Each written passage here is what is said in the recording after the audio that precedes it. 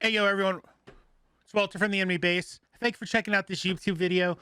We record every podcast, gameplay video, gameplay streaming, everything that you need base related is going to be on Twitch at twitch.tv/theenemybase. And you can see clips of me playing Magic right like there. There we go, right there. On top of that, we are on Spotify. We're on SoundCloud. We're on Apple Podcasts. We are on Google Podcasts. You name it, we're on it. And best thing you can do for me to help out, click like, click subscribe. I would say some BS metric about only X amount of percentage of people who are subscribed or watching this, but let's be honest, those things are all bullshit anyway. So do us a solid. Click like, click the sub button. If you want, give us a thumbs up and enjoy this episode of The List. We are talking about Captain America, the First Base Avenger. News Network. Bah, bah, bah, bah. Bah, bah, bah, bah, bah, bah. Hey, yo, what up, everyone? Welcome from the Enemy Base, and we are live recording episode 2 of the Enemy Base Presents The List.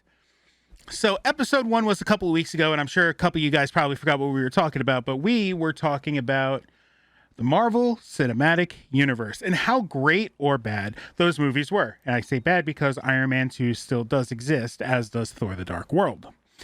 So let me get into this real quick. I'm actually going to bring up the Twitter for the people in the live feed so y'all can see exactly what we are working with.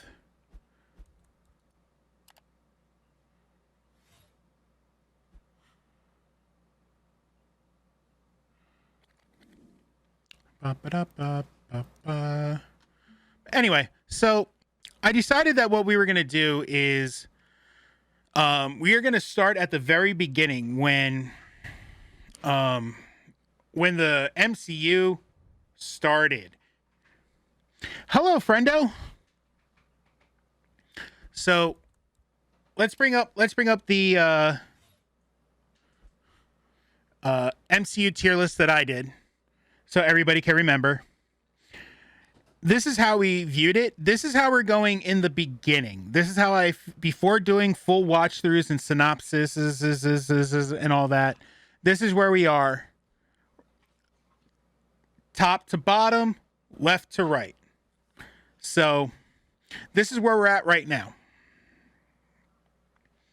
And when we're done doing all of these, and I'm only going to be doing one movie today, but going forward, we're going to be doing like 2, 3, maybe 3, even 4 movies at once. So I'm not doing 27 episodes of Marvel before I just want to, that was actually the first episode of The List. That you could catch that on Spotify, YouTube, wherever. If you're following me anywhere, it's probably going to be on there or a link to it at some point. Actually, better yet, can I get there? No? Okay. ! Social or socials will bring up all of the, it'll bring up my link tree or my actual URL, which will bring you to the link tree. So everything's going to be right there. So here's where we're looking at right now. We are actually going to be starting with what I initially ranked as an amazing movie in this tier list. And that is going to be Captain America, the First Avenger. Now, the reason why I'm starting with this is because it is very much the first movie. Ouch. So where we're going to be, I want to take some of the stuff off so we can go through this in peace. For me, I don't want to say I grew up as a huge fan of Captain America. I grew up as a huge fan of comic books. Right? So let me move this over a little bit better. So I was all about like the X-Men, Spider-Man, like late 80s, early 90s Batman. Like Nightfall was just a killer comic. And once I got into like middle school and high school, I kind of veered away from it because comics weren't cool. Which kind of sucks. I wish there were a lot of great stories that were going on in the late 90s, early 2000s, and I wish I kept up on it. However, I came back around in 2006 or 7, maybe even earlier than that.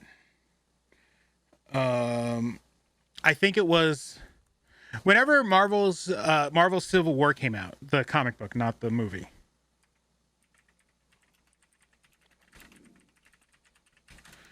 And like for me, I will die on this hill. Civil War is far and away the best comic book story from 2000 to current. I will argue with you all day long. I will throw things at I will throw instances in the story and the ancillary stuff that came out after it or during and after it that made it such a piece, like a pop culture piece, a pop culture phenomenon that no matter how hard they tried, it will not come back around. No matter how hard people try, like they tried it with Civil War 2 and it was a dumpster fire. I'm sorry, it sucked. They tried it with the movie, and while they did a great job making the Avengers 2. Yes, I will argue until I'm blue in the face. They made it. They did a valiant effort in making the second Avengers movie that we all wanted and didn't get with Age of Ultron. That's what Civil War the movie was. Was it great? Was it the best? No. Did it do justice to the Civil War comic? Not so much. In my opinion, I thought it was kind of lackluster in that regard. As long as you take it away from that, right? As long as if you separate Civil War the movie from Civil War the comic, it was actually it was well done for what we got. For that though, it was just there needed to be a starting point for that. And people thought we were going to get the starting point with Iron Man, which in theory, yes, it did start the MCU because it was the first movie. Nobody talks about the Incredible Hulk movie Universal put out in 2003. That was horseshit. It didn't happen. Fake news. So I'm going to talk a bit about the movie itself, and I want to give you guys a reason why I think it rates so high for me. Because it's a very divisive movie. Either people really liked it or people really hated it. So straight out the gate, like anybody knows that Captain America predates anybody who is in the Avengers currently. Dude fought in World War II. Oh, no, I'm sorry. Let me take that back. He predates anybody not named Wolverine. So considering the X-Men are coming to the MCU at some point, I kind of have to preface that now. As per the Avengers currently, Captain America, Steve Rogers, predated everybody. So they needed a way to bring Steve Rogers, World War II hero, to the modern day Avengers team. And with First Avenger, I thought they made that story well put together, in my opinion. I thought it was great. I know saying I thought it was great is kind of like a kind of a nosedive on that one, but they gave us the origin story for Captain America that we really needed, because we got the comics back in 1945, and then after 1945, because socio-political statements at the time, we didn't need him anymore. Correct. His backstory. The entire movie, the entirety of Captain America: The First Avenger is his backstory, and the end is him meeting up with Nick Fury. So we get the comics in 1945, and then by like 1947, sales started to dip because, in theory, Captain America was a propaganda machine for World War II, and they stopped the comic, and that's where he went in ice. And they kind of retconned it to where he was always in ice after World War II, and anytime you build an origin story, he was always there. Okay. My suggestion for you, if you guys only watch a certain amount of Marvel movies, like for me, it is always going to be this top tier. Like it's always going to be Captain America, Black Panther, Civil War. Even if you go to the Disney Plus shows with Falcon and the Winter Soldier, Loki, and WandaVision, those are all really good. It's like when you start going down towards Captain Marvel, where Captain Marvel was a good movie, but it wasn't a barn burner. Like, it wasn't Endgame. It wasn't Doctor Strange. It didn't bring anything new to the table. It gave us a female-led superhero movie that was done well. It played it rather safe. The plot twist of the Skrulls being good guys in the movie was kind of, okay, sure, it happened. But it was Captain Marvel was played safe, and I couldn't give it I couldn't put it in amazing nor good because it didn't really fit in either one. So I just put it in its own thing. But for me, I was all about Captain America from like 2006 currently, and then I went back and I read some of the other stuff, which like ramped up my hype for this movie when it was announced. So I went back, I read The Winter Soldier, which, again, if you have not read the Winter Soldier comics, for the love of God, spend the $7.99, read Civil War, read The Winter Soldier, period. And then after you're done reading those on Marvel Unlimited, read any of the other stories that are there. Dark Phoenix, you name it.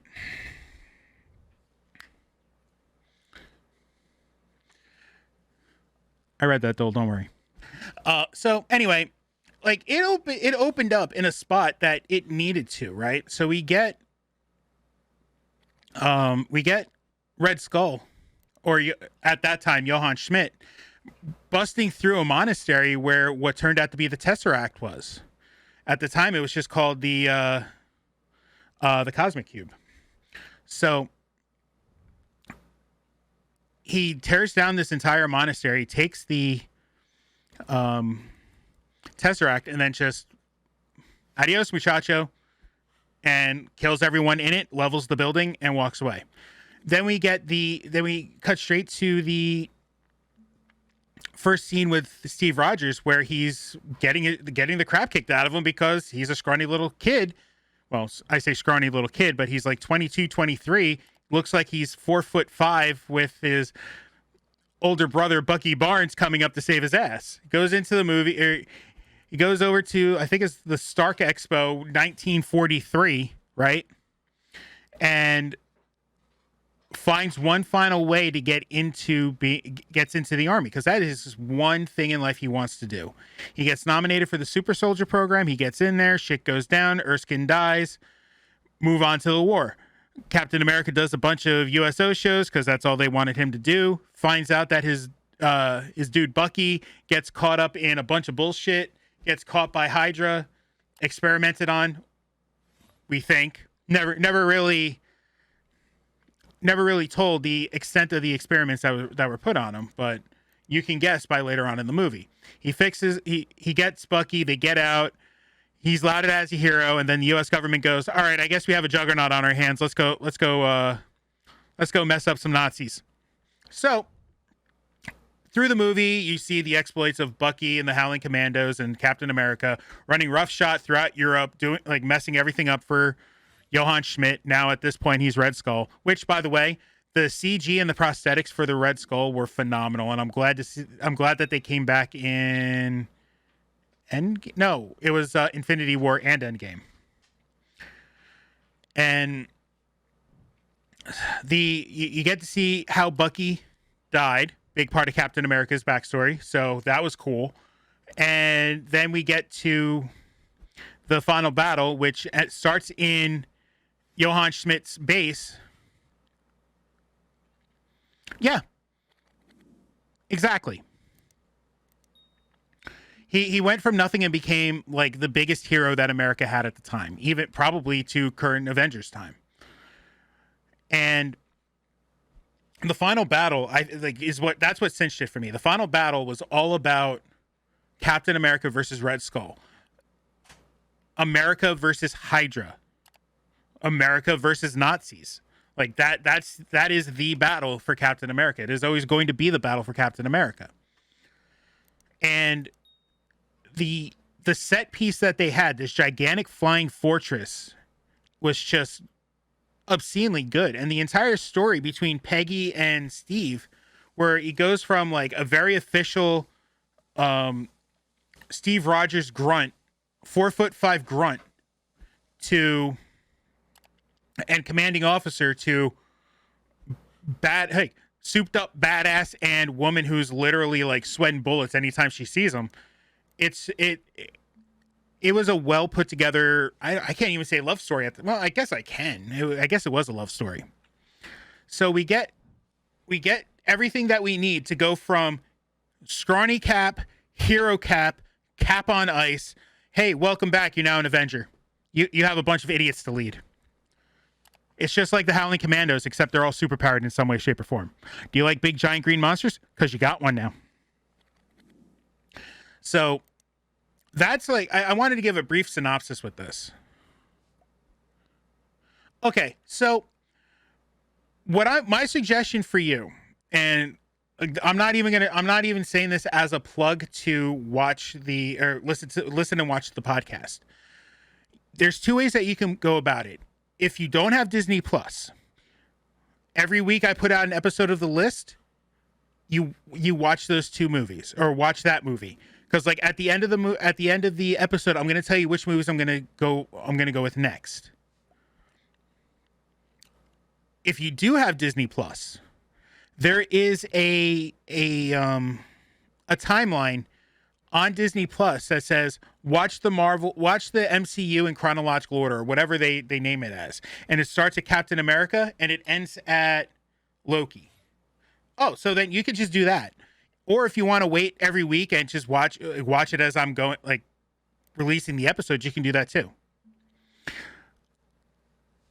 I mean, I would say I feel bad, but Disney and Lucasfilm, or Disney owns Lucasfilm and Marvel, so I guess I'm a huge Disney fan now too. Son of a bitch. Anyway, so what I'm gonna do, I don't know if this is gonna be a long episode or a short episode. I'm pretty much just gonna be talking from the hip. I think, hey, not Disney proper.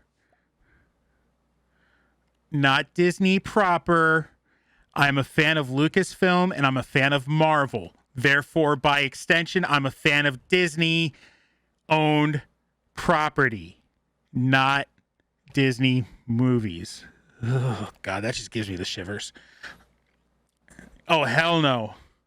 Oh, hell no. The only thing I'm going to be doing is singing like parodies of songs like fuck it all, I don't give a shit anymore, fuck it all. That's what I'm doing.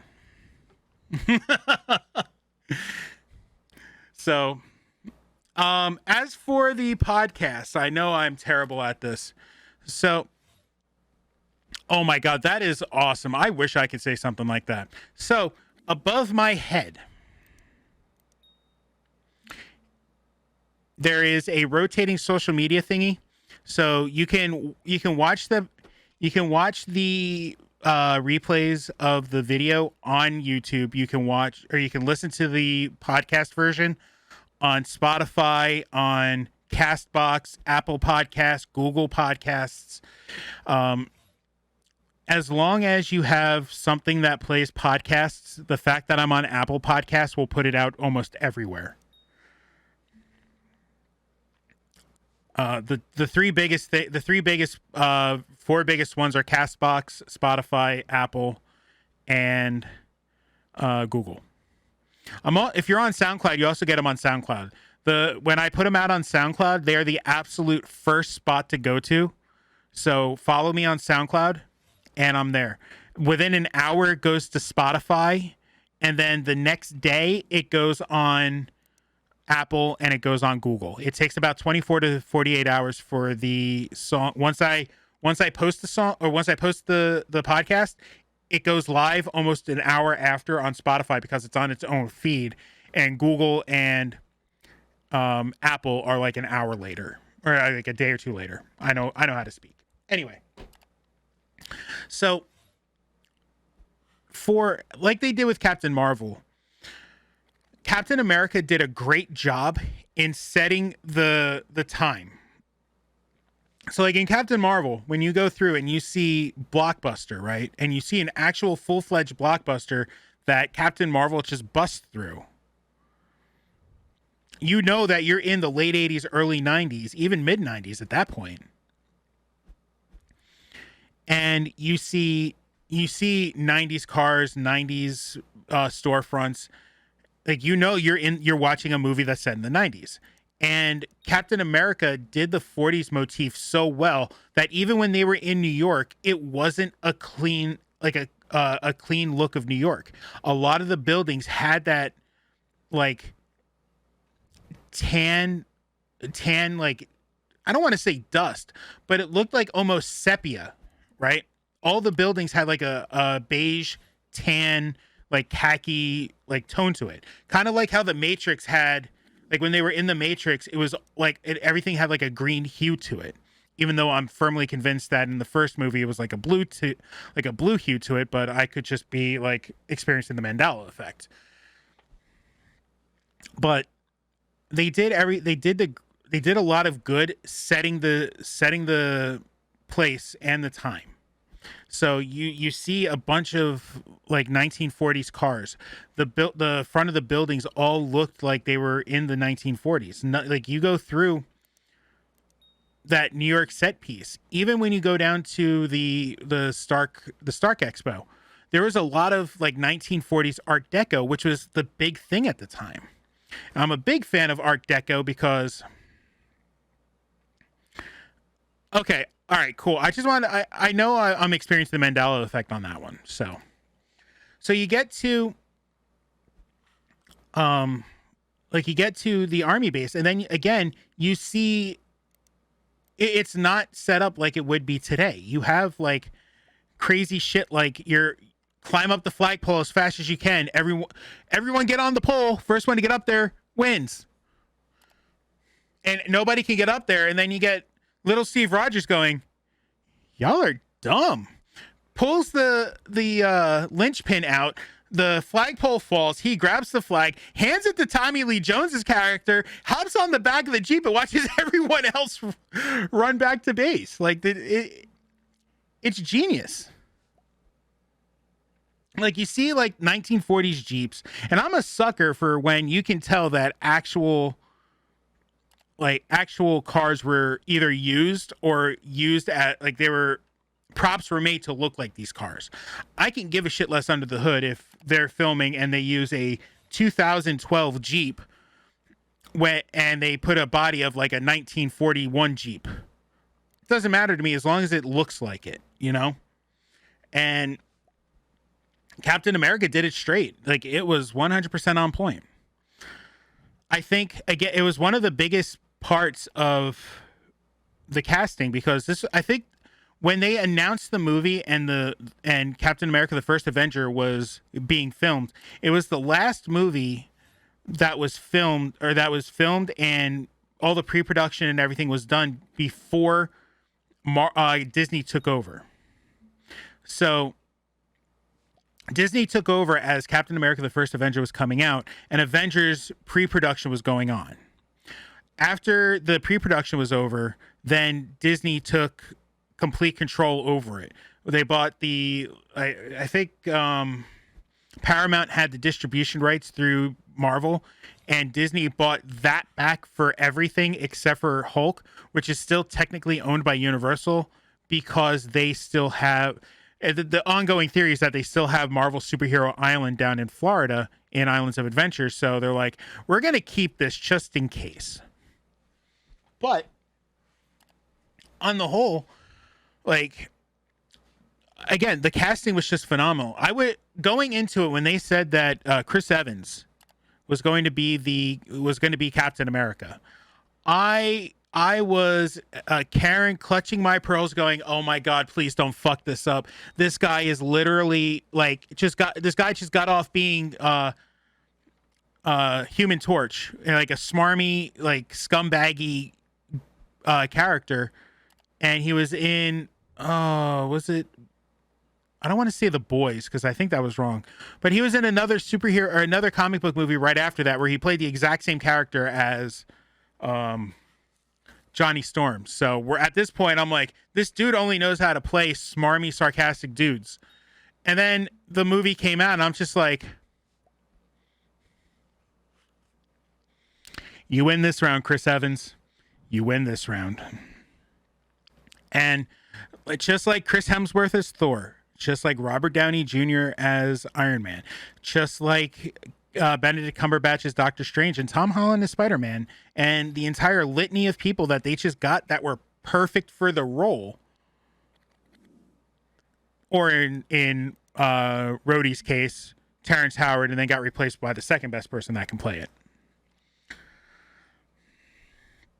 But I can't stress this enough. This was, if you play it in order of when it takes place in the MCU, this could not have been a better opening movie. Like I can't say enough about it. I think having, yeah, exact 100%. Like Chris Hemsworth was, I don't want to say no, like he was a nobody, but he had like bit roles. And then they see this dude with long ass blonde hair and stacked to the 9 with muscles, right? Like literally the only other guy I would even think about going gay for is goddamn Jason Momoa. But this dude is like, oh, look at me and my rippling biceps and my 6-pack that turns into a 12-pack whenever I want it. Like, this dude is like legit. Like, we'll get into it more when we get to Thor later, but Jesus Christ, man. Like, there is not one casting that Marvel has done where I just went, what in the hell, man? And I have a feeling over the course of the next, I don't know, at least 15 episodes of this podcast, I'm going to be going, Marvel can do no wrong.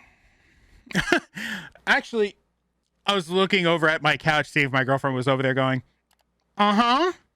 She wasn't. I think she's in the room eating. But people get it. People, like, it's like Marvel and subsequently Disney, when they got the rights to it, they got it. That's the best way I could say it. They got it. They saw how there were good comic book movies that came out. X-Men, Blade, X-Men 2, Spider-Man, Spider-Man 2. And they saw that these could be very marketable and very good. And I am 100% on board with that. And when you get to later, like when you get to things later on, right? And you get to your Black Widows and your WandaVisions and Spider-Man, whatever the new title is, because I don't even think they came out with it yet. These are all going to be things are like, they take a lot of things that stack upon other things, like Captain America, like Iron Man, like the original pillars of this movie, or of this entire franchise. They're masters of putting stuff up. And if we didn't have the movies like Captain America, the First Avenger, or Iron Man, or Thor, the original Thor, not the Dark World, because that still sucked, we would have been like, there would be no MCU today, and we would probably have a really bad DCEU with, I don't know, for all I know, Robert Downey Jr. playing Bruce Wayne. But I'm probably gonna be hitting the DC movies at some point. I just don't want to do that at some point. I don't want to do it anytime in the near future, because I got a bunch of other things that I want to take a look at. Especially after doing 16, 17, 18 episodes of MCU, I might need a break from comic book movies. I mean, I'm not saying it wouldn't work. It's just like before 2007, when Iron Man came out, Nobody thought Robert Downey Jr. would be anything other than a alcoholic drug addict, and then he got clean, became Tony Stark, and then here, next thing we know, he's being paid hundreds of millions of dollars to be in Avengers Endgame, you know? Like, straight up, he got paid the most out of anybody for that movie, and you know what? With the amount of work that he put in and how good he is as Tony Stark, and how it led to other things like Sherlock. And granted, we don't talk about the second Sherlock movie because it was kind of straight up ass, but how it led to other things like Sherlock, and how he was able to do other movies that, even though some of them were complete trash, like Dolittle, he was able to make it happen. And that's what matters. And if it wasn't for Marvel going out on a limb and going, here you go. The first Sherlock was great. The second Sherlock was not so much. Not so much. Like the only way I could say if a sequel was good is if they switch spots, right? So like, let's say they put the sequel as the first movie, right? And the first movie as the second movie. Would the second movie function as good or better as the first movie in the first movie slot? Which, again, if you look at the tier list, maybe, there we go. That's why Captain America the Winter Soldier is like my number one pick. It's the best Marvel movie. You can put Captain America the Winter Soldier as number one, and straight up, I think it would have been as good, if not better. But that's just me. I see your rescuers down under, and I raise you Terminator 2 Judgment Day.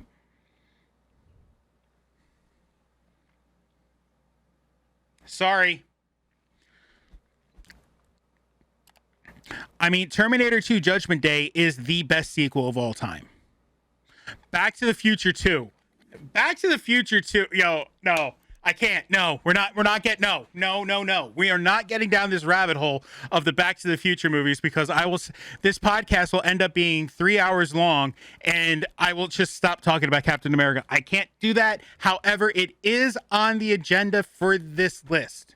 It might even be the next batch of movies that I do. I might take a break from the Marvel movies and say, fuck it, I'm going to do the Back to the Future movies. However, I stand. Yep, they are all one movie. But if you take 2 and move it to 1, and move 1 and move it to 2, it won't work. As a sequel, it's a great sequel. But it in the formula I have in my head that works phenomenally for me and probably not for anyone else, it doesn't work as well.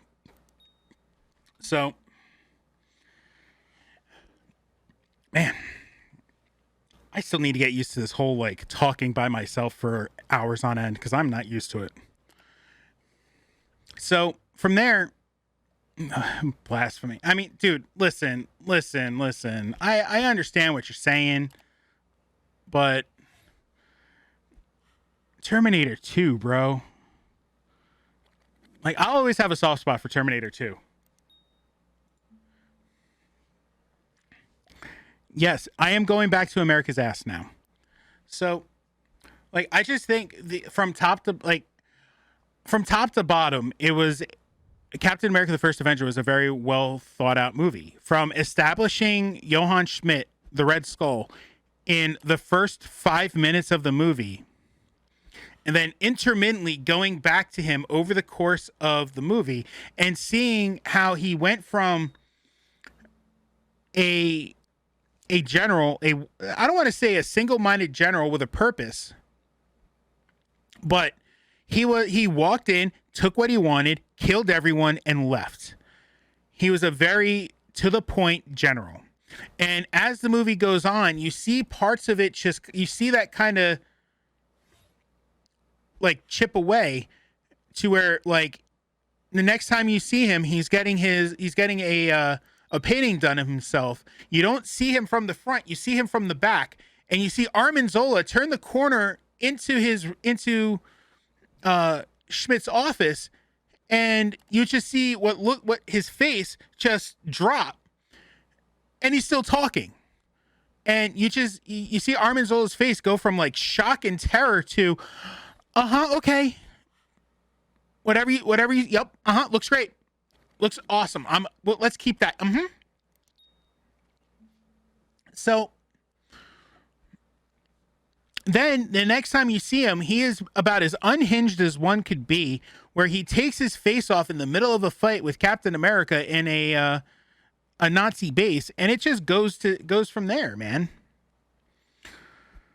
Like, and then at the end of the movie, you just see him out in like full glory, full light, and he is just going to town, and he is like an evil, maniacal man, entity. I don't know how to call it. The only thing that bugs me about the Red Skull is they never went into how he went from Johann Schmidt, the man, to Red Skull, the entity.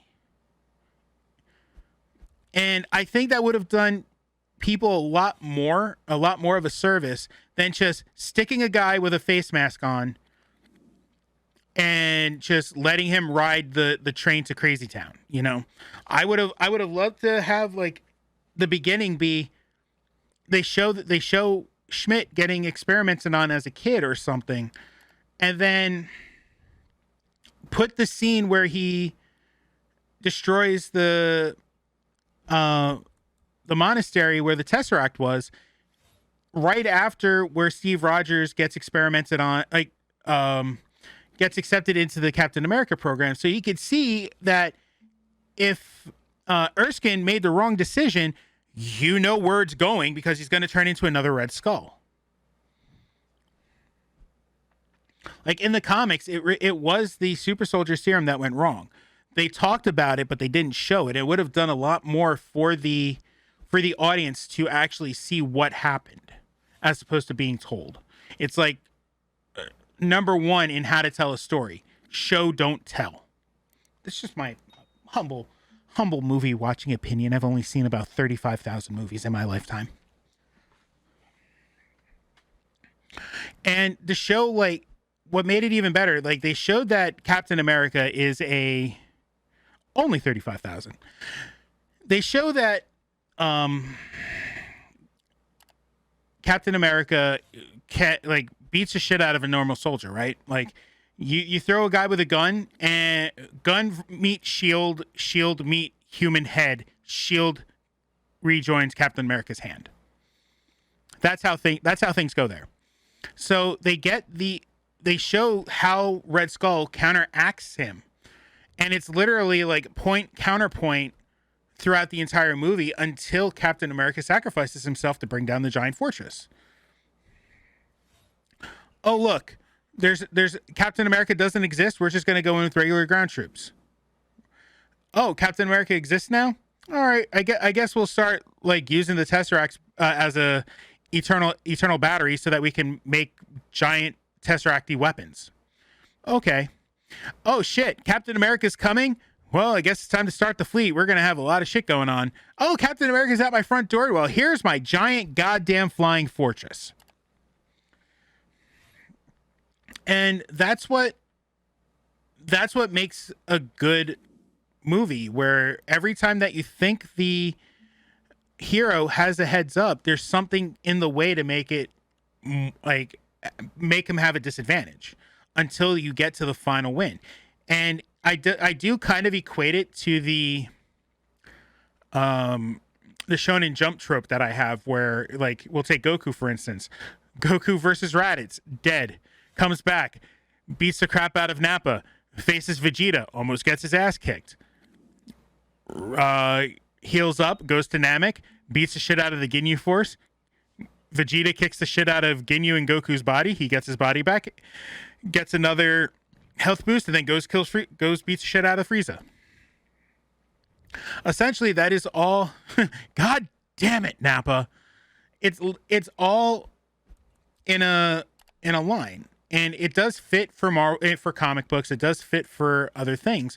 But at least with comic books, it's not like it's not a trope where, oh, we're gonna try what gets me through the last arc. Didn't happen. Oh shit, what do? Let's try it again.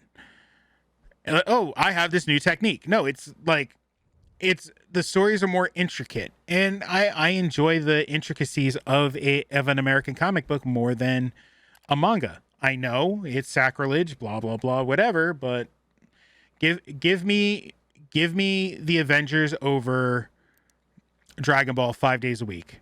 Saturday and Sunday I might take Dragon Ball, but Monday through Friday I'm taking the Avengers.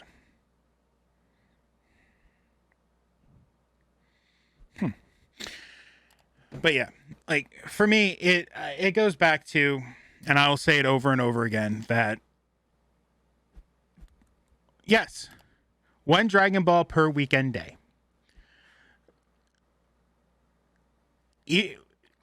Even so far as to laying the groundwork for the second Captain America movie, The Winter Soldier, and having Bucky die in the way he did was awesome.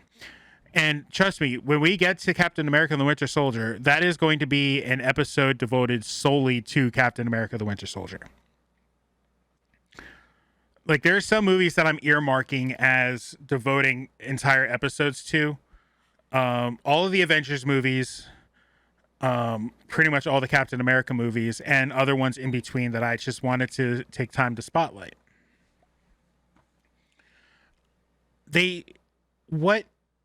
One more thing that that I want to touch on before we head out for the day, at least on the podcast version. They talked about, like, they showed Captain America, right, in the 1940s, and they showed how crazy and fanatical that the craze for Captain America was back at home. The USO shows, comics, the war reels. It was a straight up propaganda machine, to the point that it was almost, I don't want to say it was a cult, but it was getting damn near close to it. And there definitely was a cult of personality going on, because they show that while Cap is a badass and he was able to do a lot of heroic things as that said badass, people were like, they showed that a lot of people were like worshiping him, because they were saying that he has like a popularity rating at this point. And it's like,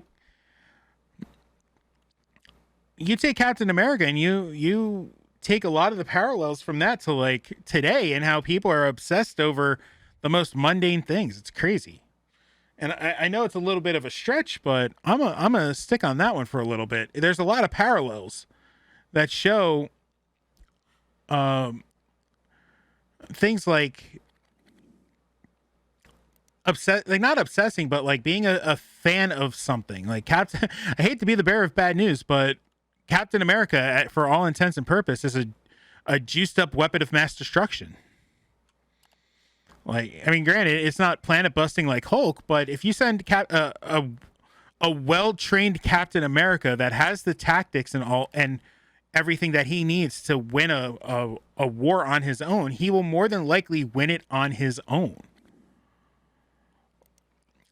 Like, essentially, Captain America was a juiced up kid, like 4'10" kid from Brooklyn, right?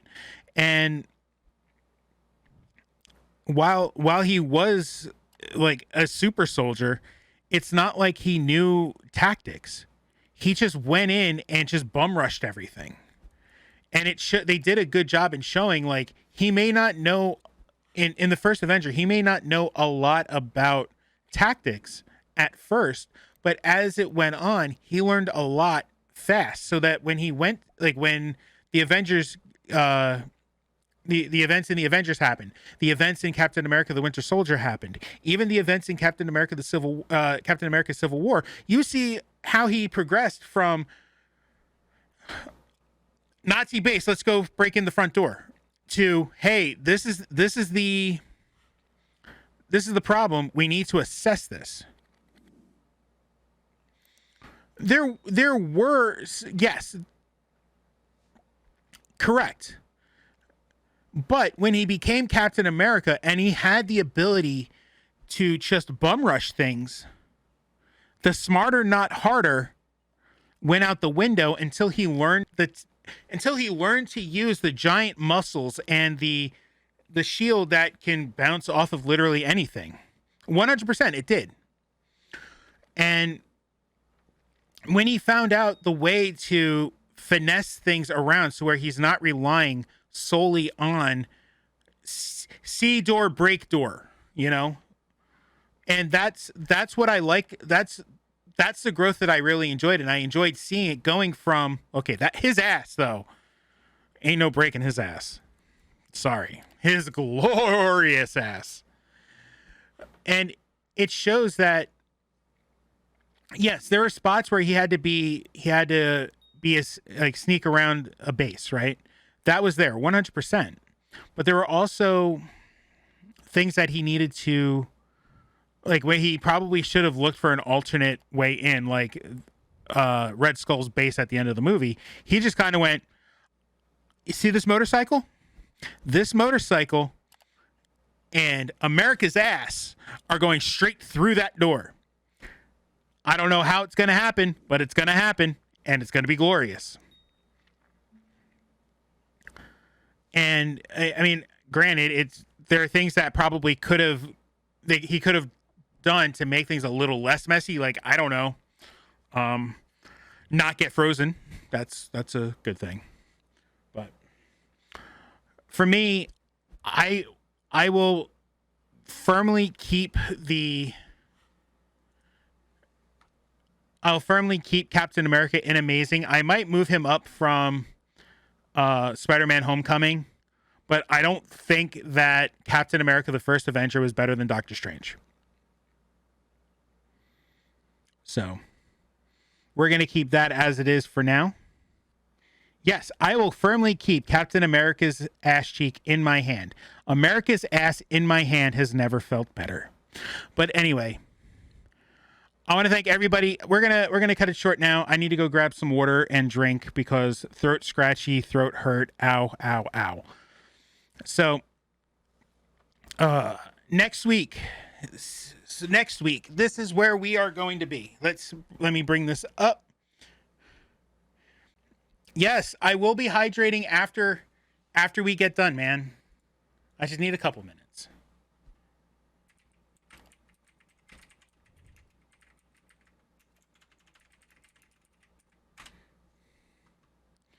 Okay, so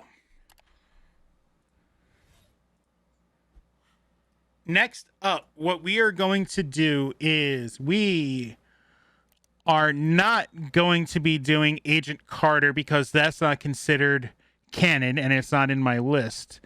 So what we are going to be doing next is we are going to be tackling 3 different movies. Damn fucking right, Captain America's ass in hand, let me tell you. So we are going to be tackling 3 movies because I can't baby. So I can't picture I'll be talking a whole lot about Captain Marvel. Iron Man 2, I'll probably have a lot to say, but I'm going to be more worried about Iron Man. So, show picture. Thank you. So, that's the taking out. Actually, there's a lot missing off of that, but for now, taking out all of the Marvel shorts like Thor's Hammer, The Consultant, Item 47, all of Agents of S.H.I.E.L.D. because I don't have the patience for that. All of the, as much as I hate to say it, all of the Netflix shows are getting taken out because as of right now, they're not canon. A lot of this is going to get trimmed down, and I'll have a better look at it later. But the next movies are going to be Captain Marvel, Iron Man, and Iron Man 2. So that's going to be fun. By the way, also fuck Iron Man 2. I just want to throw that out there again. Anyway, so again, thank you everybody for showing up today. Everybody who's live in the Twitch chat, I'm going to cut the feed, not cut the feed, but cut the recording. I'm going to go grab a drink. It is currently 7:55. I am going to be getting close to doing a giveaway in a few minutes because it is about that time. I might wait till about 8:30 just to make sure everybody who wants to get in can get in. By the way, if you want to get back in, give me 1 second. I'm actually going to be getting away from, I'm going to cut this first. Thank you everybody for coming into the podcast. I'll catch y'all next time. Recording live Thursdays around 5-ish Eastern. I'll catch everybody later. Peace.